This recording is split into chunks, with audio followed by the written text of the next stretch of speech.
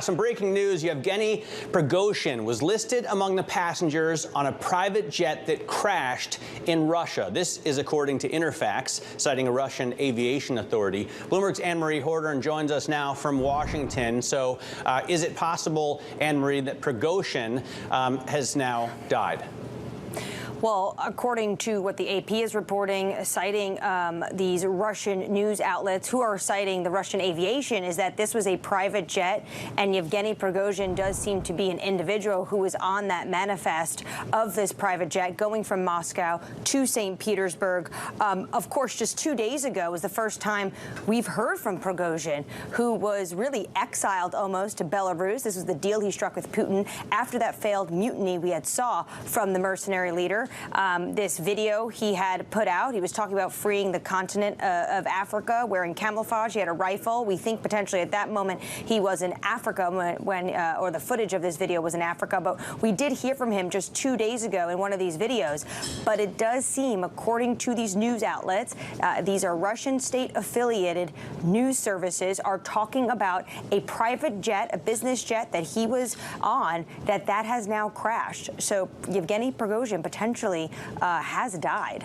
Right. We should make clear that Bloomberg has not independently verified these reports, but we are hearing from Russian news agencies and from Russian aviation authorities that Yevgeny Prigozhin is at least listed among the passengers on a private jet that has crashed. What was his relationship like most recently with Vladimir Putin?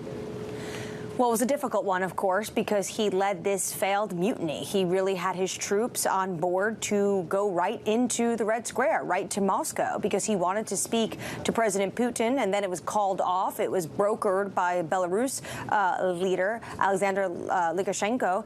And then what you had then is Yevgeny Prigozhin basically no longer being the leader of the Wagner mercenary group, which for years he really was pushing Putin's foreign policy, whether it was in Syria, whether it was in Africa. He was the individual who was pushing Putin's foreign policy via the Wagner group in these places. So he's been living outside of that apparatus, outside of that close relationship with President Putin. President Putin wanted to do an investigation into this, but then it really became a mute topic, something that they didn't want to no longer discuss. But what we're hearing now is, the questions now are going to be, what happened to this private business jet and how did it go down?